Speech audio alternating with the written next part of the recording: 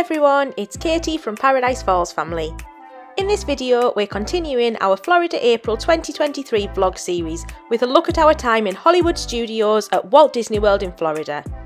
We only had time for one short day in the park on this trip, but we'll talk you through what we did, giving an overview of the park with a few tips along the way.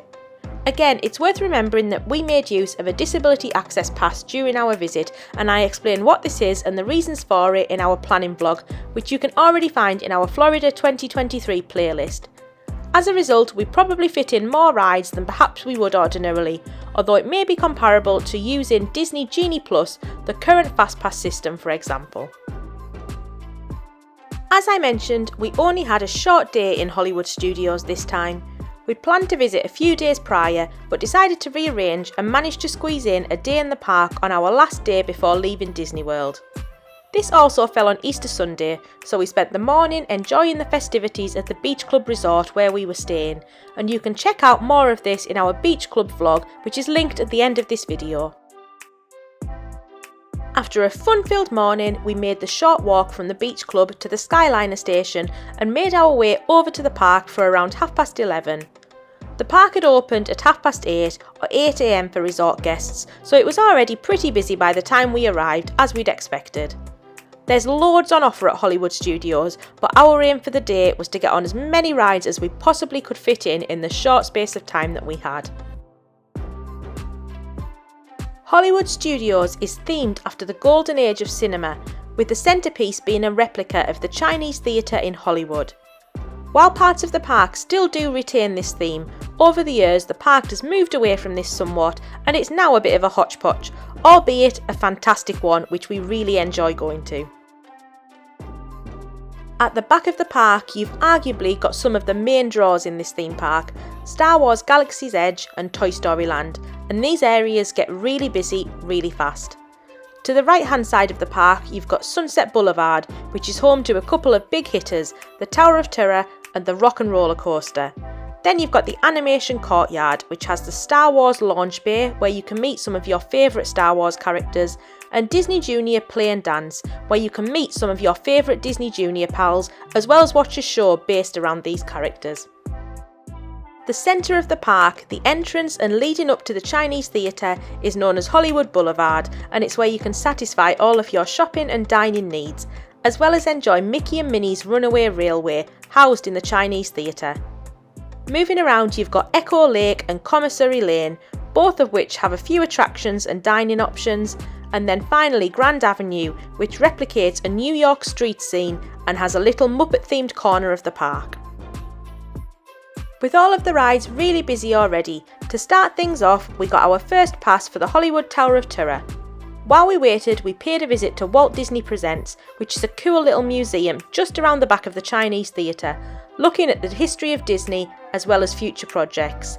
It also normally has a character meet and greet towards the back of the building, which changes every so often. For us today it was Sully from Monsters Inc, so we joined the queue to say hello. We've previously seen Star-Lord and Groot here, and a few other cool characters, so it's always worth checking out. There is also a great 15-minute documentary on Walt himself called One Man's Dream, which is always one of my favourite things to do in the park usually, and it's great for a sit down in some air conditioning if you need it. With Sully checked off, it was time for our reservation for the Tower of Terror at the end of Sunset Boulevard. The little ones weren't up for this today, so they chilled out with Greg and did some shopping while they waited for us. Tower of Terror is one of mine and Eva's all-time favourite rides, and we had a blast as usual. One stormy night long ago, 5 people stepped through the door of an elevator and into a nightmare.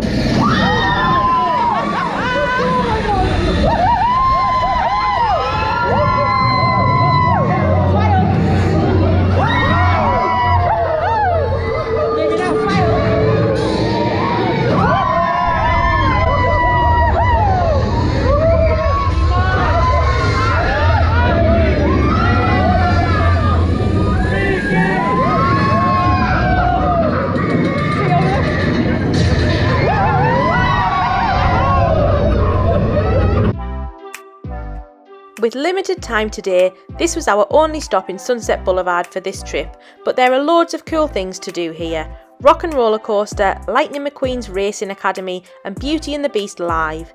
It's also where you can find Fantasmic on an evening, the amazing show and my personal favourite show across any Disney park. Having arrived quite late in the day, we were all now starving, so we decided to stop for lunch. We generally find the dining options in Hollywood studios are quite average, and we actually struggle to find somewhere where all four of us will eat. We normally end up at the Backlot Express, but decided for a change to try the Sunset Ranch Market on Sunset Boulevard, as it has a couple of different food stand options, and we were able to all get food together, including hot dogs, pizza, etc., to fill us up quickly. After lunch, we noticed there was only a 10-minute queue for Star Tours, so we nipped on there before the queue filled up again. We've done this ride hundreds of times before, and it's great fun for the whole family, and you get a different story and ride each time, so we love to keep coming back on. The queue time had gone up to 45 minutes by the time we got off though, so it was obviously just a fluke that we had such a short queue. Next up, we decided to try and nail Toy Story Land, which is probably our favourite area of the park. The theme in here is amazing, and you've got 3 great rides, character meets, and now 2 good dining options at Woody's Lunchbox and Roundup Rodeo BBQ. We went for Slinky Dog Dash first, which is a great starter coaster, followed by Alien Swirling Saucers, which is basically a Toy Story version of the teacups, but it's lots of fun. And then finally, Toy Story Midway Mania. This is a brilliant interactive attraction where you try your hand at a range of Carnival Midway games, and it's always a big hit with everyone.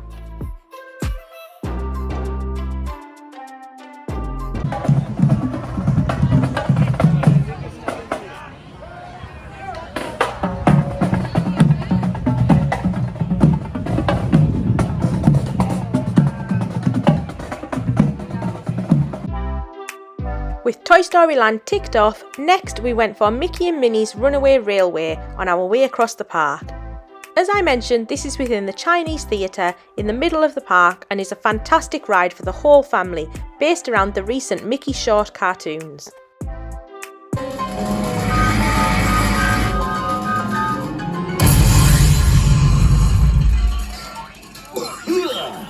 Oh, hiya, folks. Want to take a ride on the train? Excuse me, you there. Do you mind helping these good people into the cartoon while I fix this here locomotive? Well, sure, Goofy. I guess that would be all right. Thanks. Be back in a jiffy to pick you all up. By now it was mid-afternoon and we hadn't touched almost half of the park. Our priority was Galaxy's Edge to see if we could get on the 2 headline rides there, Millennium Falcon Smuggler's Run and Star Wars Rise of the Resistance.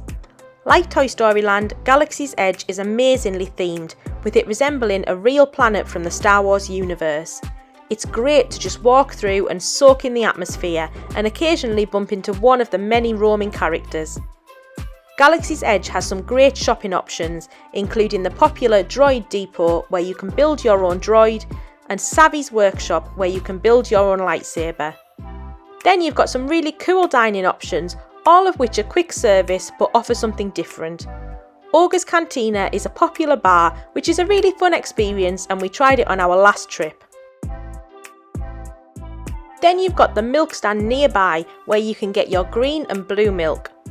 We had time for a quick stop here to refresh before we got on Smuggler's Run. Smuggler's Run is in a lot of ways quite similar to Star Tours in that it's a simulator ride. However, it takes it to another level as you pilot the Millennium Falcon and are each given jobs to do, either pilot, engineer or gunner. Although Rise of the Resistance is the more impressive and popular ride, Smuggler's Run is probably our kids' favourite as they love the interactive aspect to it, and it was one of the rides they specifically said they really wanted to do.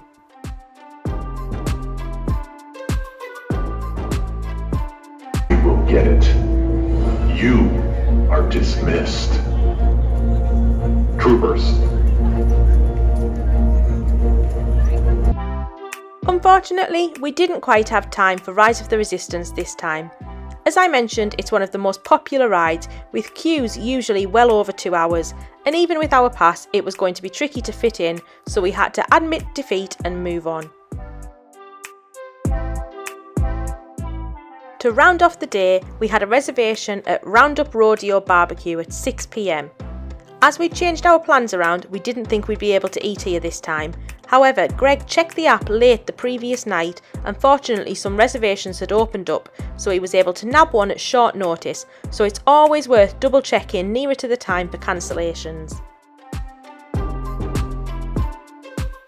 We were really excited to try Roundup Rodeo, with it only having opened weeks before and been several years in the making. The theming is amazing, as though you've been shrunk down to the size of a toy, and it was a great experience. We really loved the touches, such as everyone having to freeze when they say Andy is coming. So much fun.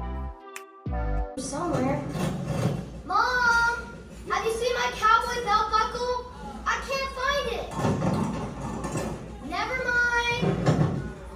Yeehaw! It's rodeo! Well done, cowboy! I think it's fair to say the food got a mixed reception from each of us. It's family style, so you're brought a selection of starters and mains all to share. The kids weren't fans, just because it wasn't particularly to their taste though. I'm a vegetarian, so I wasn't really expecting much with it being barbecue food, but it was actually really vegetarian friendly, and I loved the scones, the salad and the special veggie platter that I got. Greg is a big barbecue fan, so was really excited for this meal, and he really enjoyed it, although he did say there was a lot of food just for him to try and tackle. The bill came to around $200, which in cost terms is comparable to a character meal really.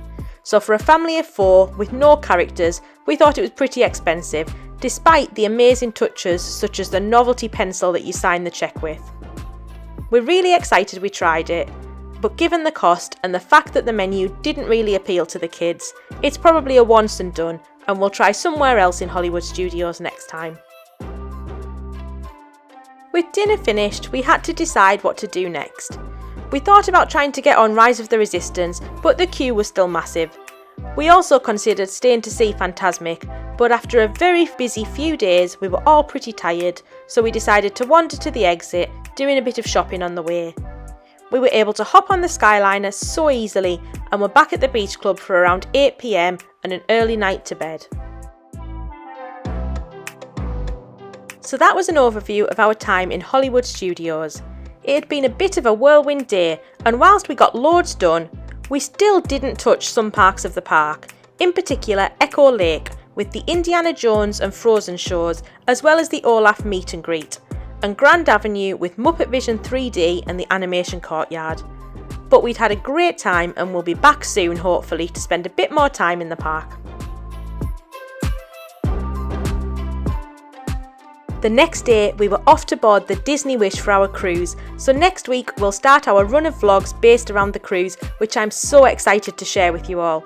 So make sure to like this video and subscribe to our channel to catch this and help out our channel, as it really does make a huge difference. In the meantime, if you've got any questions about any aspect of our trip, then let me know in the comments below. Thank you all so much for watching.